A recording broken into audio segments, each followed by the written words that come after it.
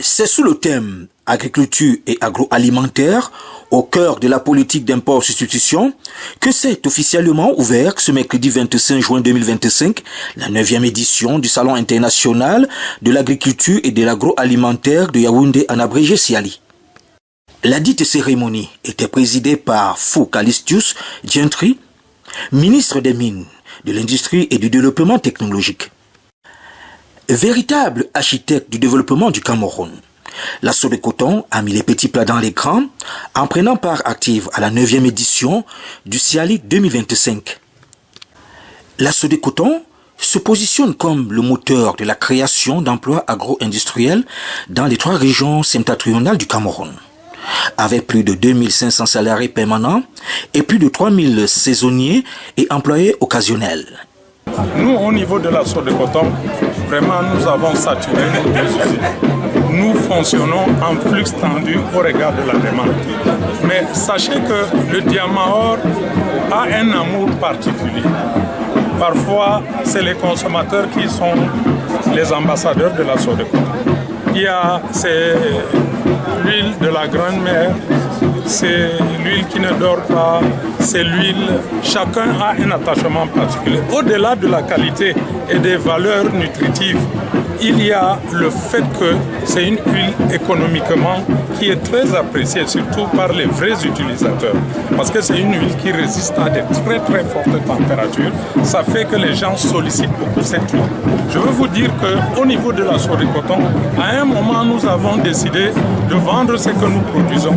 Mais nous avons reçu des injonctions de la haute autorité pour dire ne bloquez pas les Camerounais, donnez, quitte à ce qu'on essaie de partager un peu, que chacun puisse avoir.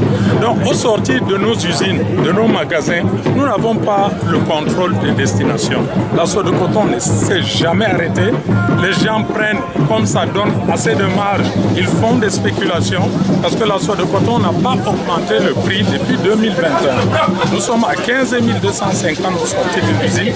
Le transport entre le sud et Yaoundé, entre le nord et le sud, coûte entre 600 et 1000 francs. Il n'y a pas de raison que les gens vendent cher. Mais les gens s'arrangent à aller là où ils n'ont pas assez de regard parce que Yaoundé est très contrôlé, Douala est très contrôlé. Ils s'arrangent à fuir pour aller en périphérie et se faire des mal. Voilà l'explication. Sinon, nous, à la Sodecoton, nous avons saturé nos usines. Les prix sont contrôlés et il faut quand même comprendre que nous sommes dans une région où l'huile monte difficilement du sud. Et ce qui arrive très cher. Nous restons une huile moins chère, que ce soit au nord ou au sud. Il n'y a pas de discussion là-dessus. Donc les gens qui sont au nord, c'est quand même des populations assez vulnérables qui ont des difficultés d'accès à certains produits. Nous sommes la seule structure. Les producteurs du coton, c'est tout le Grand Nord qui produit le coton. Vous vous imaginez un peu, on produit l'huile, les producteurs sont là et on les empêche d'avoir de l'huile pour aller vendre plus loin. Nous ne contrôlons pas ça. Donc voilà à peu près les raisons qui justifient. Peut-être qu'à par moment, c'est un peu rare, mais nous avons des représentants ici à Yaoundé. Si vous voulez, je les cite, si ça ne fait pas de publicité. Nous avons Sokoprama qui est basé ici au marché du Fundi. Nous avons les supermarchés Oumbe qui sont un peu partout à Yaoundé. Nous avons Henri et Frères. Tous ces gens-là distribuent nos produits. Bon, nous les essayons quand le ministre du Commerce nous sollicite dans les caravanes promotionnelles. Nous sommes présents. À l'occasion des fêtes de fin d'année, nous organisons des points de vente de proximité et nous forçons les prix. Quand nous constatons que les commerçants véreux essayent de renchérir la chose, nous essayons de les casser à travers des promotions que nous organisons ça et là. Tous les délégués du Grand Nord en savent. Et chaque fois que nous faisons, nous les associons. La Sodecoton, qui dispose de 9 usines d'engrenage d'une capacité totale de 320 000 tonnes de coton graine et 121 000 tonnes de fibres par an, compte aussi 2 huileries avec une production annuelle autour de 17 millions de litres d'huile de table, est dotée d'un capital de 23 milliards de francs CFA. La Sodecoton et la CNPC, pour nous, c'est comme l'araignée et sa toile. L'une va sans l'autre. Nous sommes les producteurs de coton ici aujourd'hui parce que nous avons été encadrés à la base depuis des cinquantaines d'années. Ça veut dire qu'aujourd'hui, nous sommes l'enfant chéri de la Sodecoton. Nous sommes devenus une confédération nationale des producteurs de coton, réorganisée, structurée par la Sodecoton. C'est elle qui nous encadrait, c'est elle qui mettait à notre disposition les intrants. Mais aujourd'hui, nous croyons que nous avons grandi et nous faisons chemin avec la Sodecoton. Nos activités sont encadrées sur le terrain par les responsables techniques de la Sodecoton. Nous avons aujourd'hui nos responsables techniques qui travaillent pour la même cible qui est le producteur de coton. Et nos activités sont souvent décidées dans un cadre de concertation. On ne peut pas parler de la filière coton camerounaise sans la voix des producteurs de coton qui sont aujourd'hui représentés à de très haut niveau, même au niveau de la POCA qui est l'association des producteurs africains, de coton africain. La CNPC a sa voix. Concernant les difficultés, nous les avons toujours surmontées avec la Sodecoton. Nos difficultés sont réelles et elles sont connues.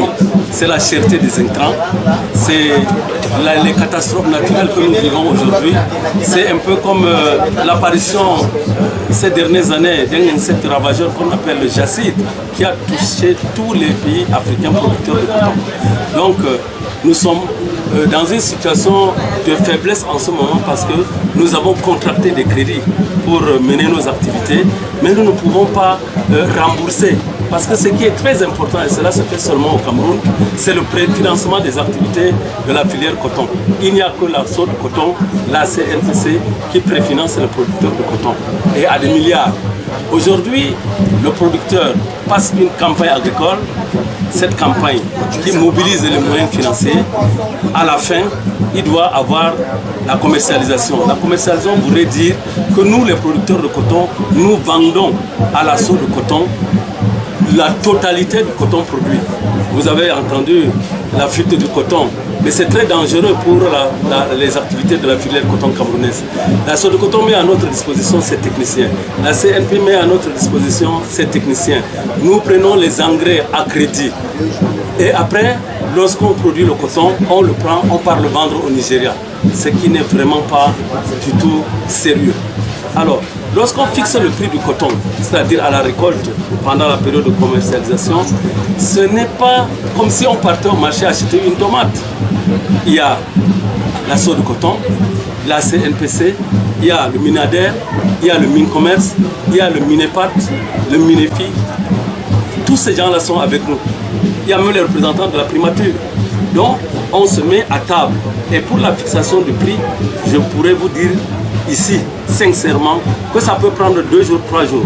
Les négociations, si elles ne sont pas bonnes, on ne fixe pas le prix.